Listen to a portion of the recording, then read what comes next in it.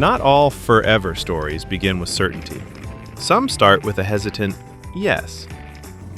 Let's see how that turned into a happily forever after.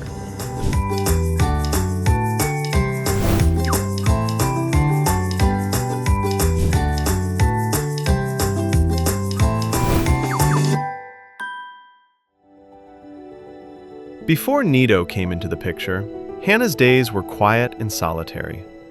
Yung life ko before, medyo boring siya kasi nasa bahay lang ako. Work from home ako. 4 days, even a week minsan, hindi ako lumalabas ng bahay.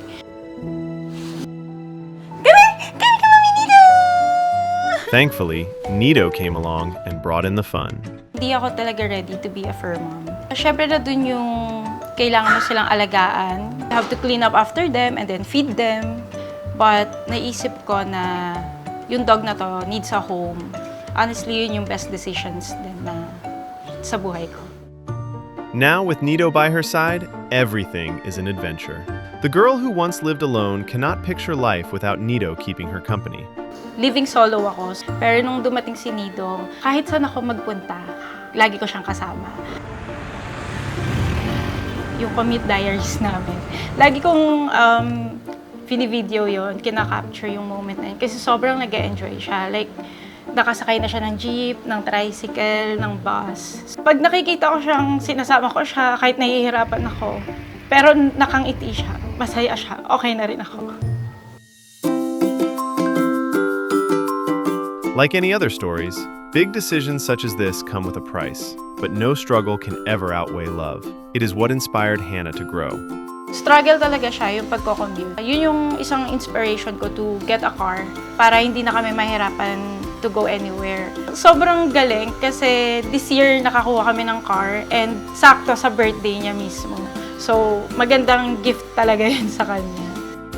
As a fur mom, Hannah knows that part of showing love is giving proper nutrition for Nito. Very important yung nutrition pagdating sa dogs kasi kung gusto mo na mas mapahaba yung buhay nila, dapat very particular ka sa kinakain nila. Yung one way of showing love sa pets natin is hindi lang yung sa pagdadala sa labas, pero it's also showing our love through food. Kaya dapat healthy yung kinakain ng dogs natin. Ngayong Christmas season, sobrang mas special kasi mabait siyang dog. Nanonood lang siya pag nag-wrap ako ng gifts. Mas nagiging special yung Christmas season and gigising ka ng katabi mo siya. From a life once lived alone to mornings of laughter, afternoons of play, and quiet evenings together, she discovers that love lives in every meal and in every small moment, shared with her forever companion. Siyempre, having Nito, parang nagkaroon ako ng anak. Masarap na feeling siya na able pala ako magbigay ng love na ganito.